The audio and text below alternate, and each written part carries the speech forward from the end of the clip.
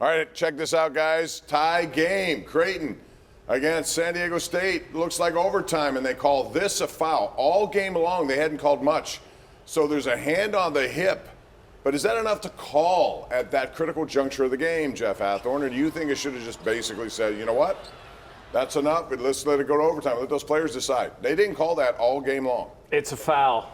But it came at a time when the referees were letting things play. It's a foul.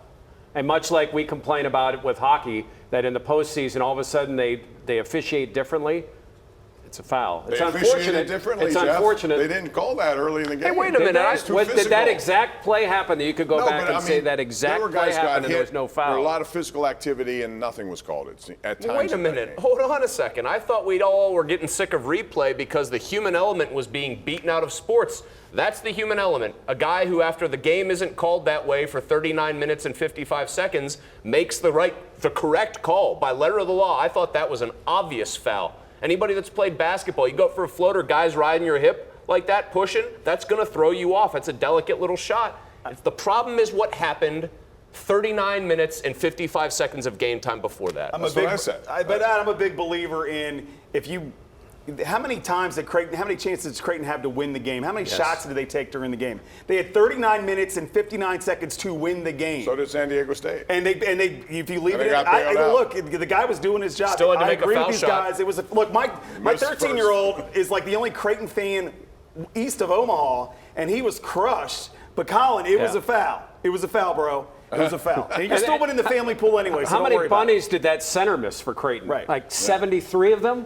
If one of those goes in, they're not in that position. Is this the first time east of Omaha has been said by anybody other than Bob Seger in history, by the way? Real quick, I need predictions. Who do you think is going to win this whole thing now? And Miami is playing in a way that makes me think that Jim Larinaga, although he's got to go through UConn. That's what it really I bow to your superior intellect in picking UConn into the Final Four. UConn will win it. I had UConn in the national title game before all this when it started. Against Alabama. San Diego State will guard you till the end of time, and I just think that, I like San Diego State. They're on a heater. UConn might win both of these next two games by 15 or more. I don't know if anyone's going to sniff them as good as Miami looks. Conferences in this Final Four. By the way, no Big 12. All four teams, what right? do you think of Big 12 gets shuts out? Beg your pardon? Huh? I just thought it was all four was the Big 12.